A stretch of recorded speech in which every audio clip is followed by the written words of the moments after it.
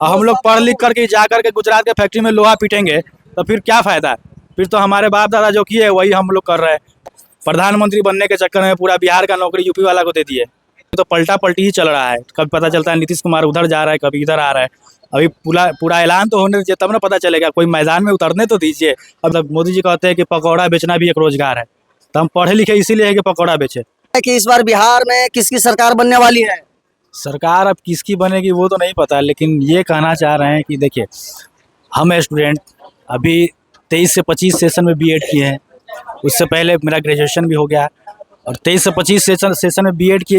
इस उम्मीद में बीएड किए हैं कि कल हो करके मेरा जॉब लग जाएगा। और जॉब सरकार ने दिया ही बहुत, लेकिन सरकार ये की है कि मतलब 2 लाख समथिंग जॉब दिए, लेकिन उसमें कम से कम 1 लाख अदर स्टेट का लोग घुस गए यहाँ पे।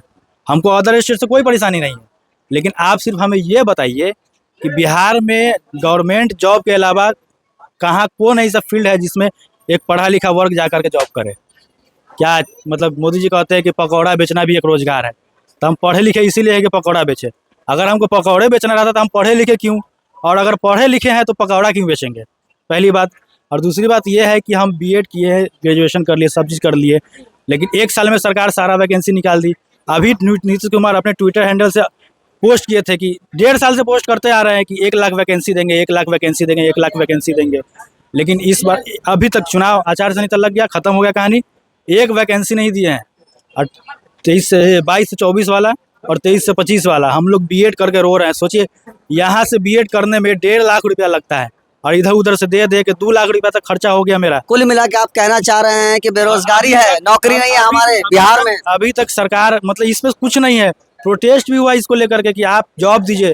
स्टूडेंट सबको इतना मारा है सरकार की, क्या हम बताएं आपको। मतलब तो क्या चाहते हैं आप, किसकी सरकार बनेगी जिसमें लग रहा है कि बिहार को रोजगार मिलेगा, शिक्षा मिलेगा? हम सिर्फ यही चाहते हैं कि जो युवाओं के रोजगार की बात कर रहा है, जो पढ़े लिखे के रोजगार की बात कर रहा है, जो हमें रोजगार देगा, उसकी सरकार बननी चाहिए।